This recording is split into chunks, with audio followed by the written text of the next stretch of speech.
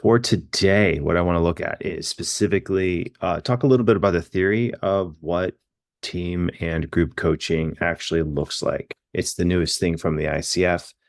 And then I also want to talk a little bit about the business side of coaching too, and especially the business side of coaching teams, because I think it's one of the things that, developing a skill set to work as a coach is important. That is well known what you have to do to get where you need to go for that. If you're looking at what's required from a team standpoint, growing your business standpoint with working with teams or with groups, that's really interesting. And I would like to explore that. So that's the two tangible things to walk away with would be a deeper understanding of the ICF's, the thought behind why the ICF is doing this in the first place. And then another one would be your a deeper understanding of your marketing, your business, how you could use this on a practical level. Make sense? When you're looking at team coaching, what this really opens up is an opportunity to do two things. One is to work with teams that are already preformed. This is you going to organizations or going to teams and pitching probably to leaders, team leaders. I have a program or I have some exercises that we can do as a team that's going to help your team function more optimally. If you were to look at the pain points that you would solve for those leaders, what could you imagine? You can imagine what those pain points could be, right? Teams that feel like you're swimming against the stream, unsure of your leadership style, your feedback, all those kinds of things. Two, from a business standpoint, it also opens up group coaching. Sometimes people don't want to make the investment on one-on-one coaching, but if you can get a group of people together, then you can do group coaching at a reduced rate, and then that can just be another revenue stream, another offering. The ideas and looking at what the ICF wants to do with team coaching, the ideas of working with a team or working with a group, the procedure is surprisingly similar. Where if you're working in group coaching, you're leading a group of people through a similar exercise that you would in team coaching. It's just a different kind of the end point might be different because there's not a shared audience in this space. So that being said, let's look briefly at, I have some things prepared here. I want to look at the ICF together and highlight just a couple things. And has anyone done team coaching before? Has anyone worked specifically with a team as a coach? I've worked with an internet marketing organization in Portland, a fairly large one. And then a couple construction, of all things, construction teams. And they asked me to do a couple workshops for them, very workshop based. The construction one, the first workshop I did was so terrible. It was so bad. But it actually, because the same idea, like the leader of the group didn't necessarily buy into it. And in a lot of the work that we do with colleges and universities, we'll take a team of advisors and we'll work with them. The number one indicator of whether or not it's going to work is the awareness of the true awareness of what coaching is and is not from the team leader. If the administrator and the team leader is on board and they understand the limits of coaching, where coaching is and what is not, then this thing usually works, and it works pretty well. If they don't, then we run into all sorts of issues, and we've had a myriad of issues, mostly in the academic world. It's almost completely stemmed to what the awareness of the leadership in this space. That being said, this team coaching, you're marketing this. If you're marketing these ideas, the marketing is almost squarely pitched to the leader, the person who's paying you, the person who's getting the value from the team. And now looking at the ICF, what the ICF does is they're walking this thin line between, if team coaching is coachy, you're giving everything, you're giving the empowerment to the team itself. It's I'm by your side. It's your culture. How do you want to change it? It's your team. How do you want to lead it? How do you want them to gel? Team, how do you want to gel? Kind of, that's the questioning, right? And the ICF is also dipping into, well, there has to be a knowledge basis as well. And as a team coach, as a team leader, you have to bring in your expertise your expertise with this specific, whatever it is, this concept.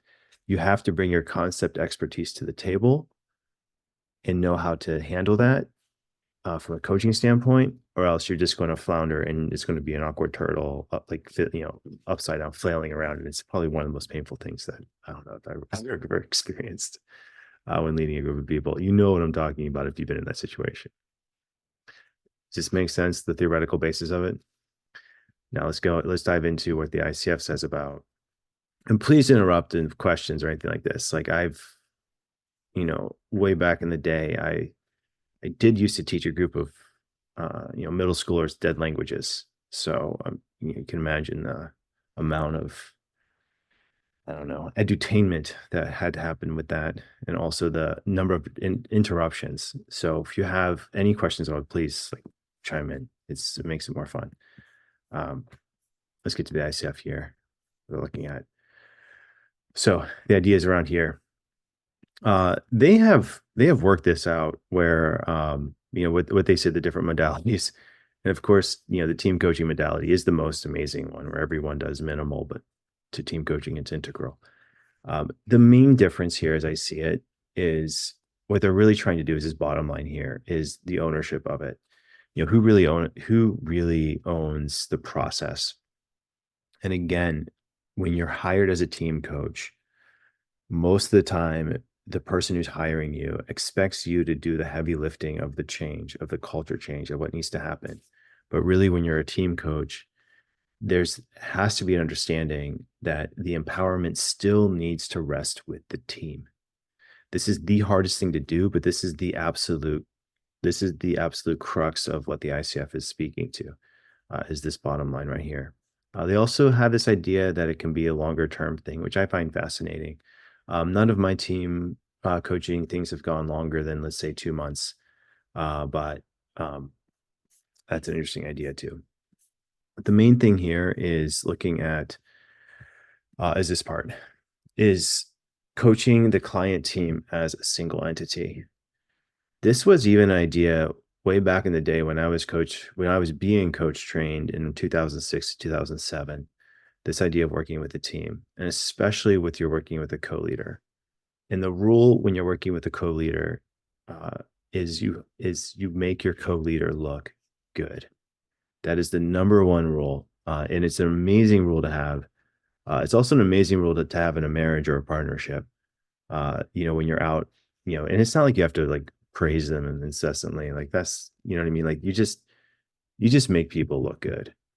And when you're working with the coach as a single entity, it's the idea that trying to figure out, you don't want to make your team wrong, but at the same time, you want to help your team look at issues or problems or pain points that are really useful to them, and then, work through them.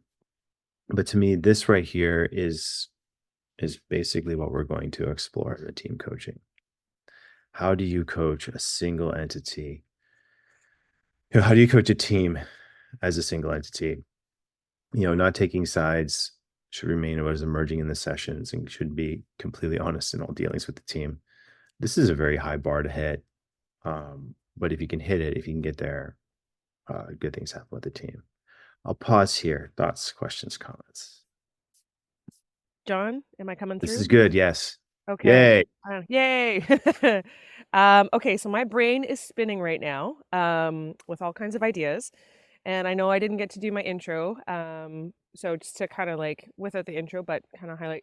So where my brain's at right now, teams, my big passion at this point with coaching is families. My focus is children and youth. But I really want to get families kind of operating as the thriving system that they can be. And to me, my perspective is that I see families as a team.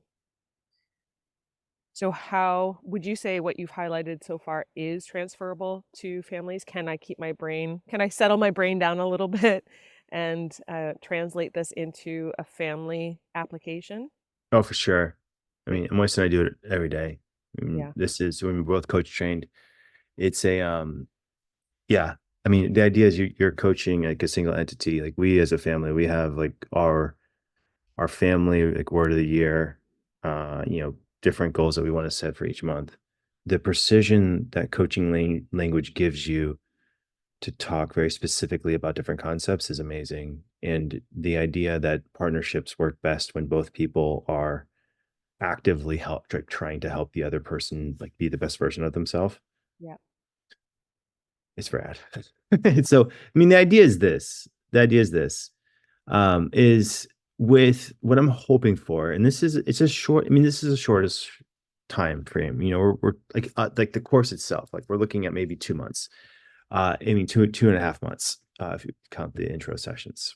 And the idea that I'm really after with this is how can this group of people in this 2 months make some serious headway with both gaining a skill set and a confidence of I know if I'm working with a group of people, I know what I'm doing and I know that can bring value. Two is I know what I'm doing in terms of the marketing and I have enough of an idea of this is how I can pitch this thing so that I can get the clients and have them refer me to other people, like move it forward in different ways. Those are the two tangible outcomes that I want to get from this.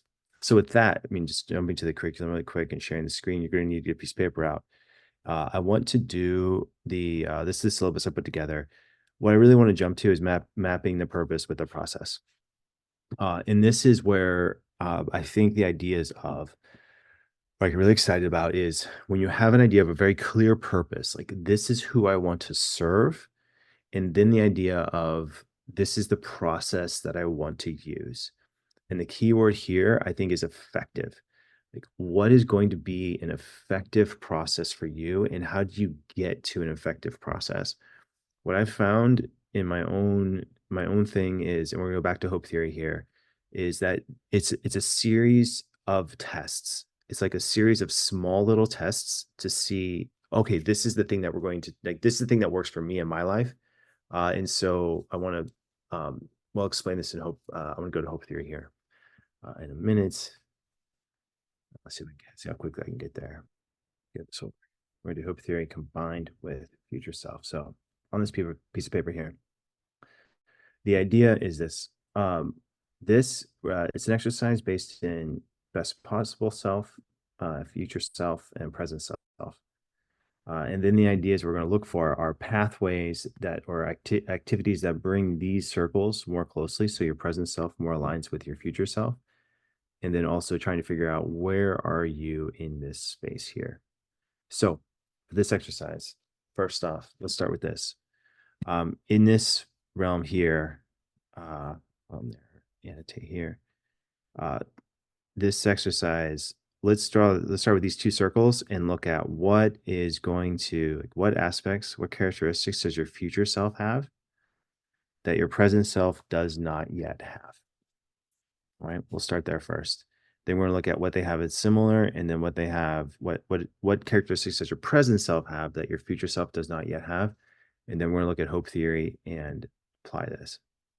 So the first question is, what characteristics, what does your future self have that your present self has not yet fully developed?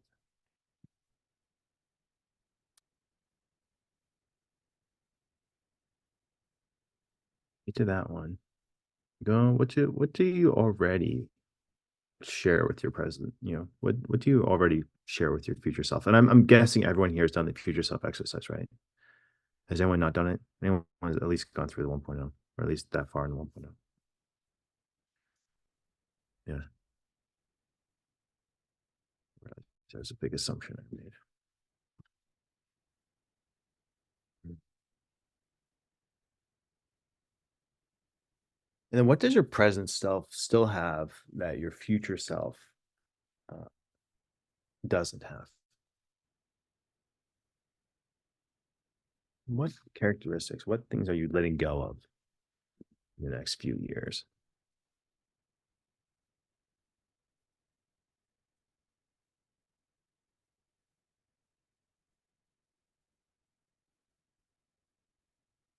And we're about halfway through the exercise. Let's stop here. Uh, and then we're going to talk pathways next and aligning um, purpose and procedure. What are the possible pathways from here to here in the sense of what makes this circle come closer. This is for everybody. What's the action step in the next 2 weeks to make it even sharper? What is the pathway?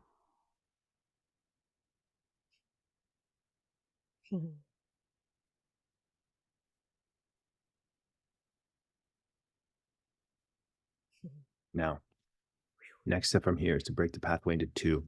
Whatever step you have, make it into 2 smaller steps.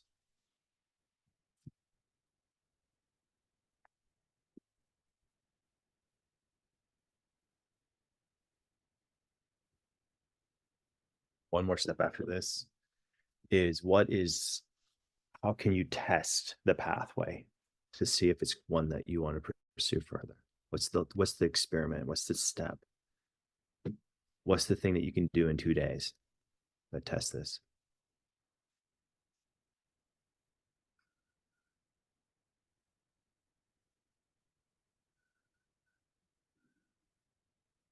And then the final one, and we're going to get a chance to share, is what support would you want to have from this group in order to accomplish it?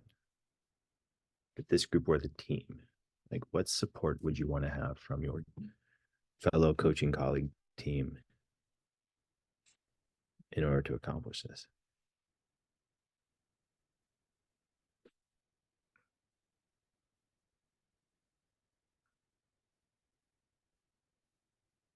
And this is where we align purpose with procedure.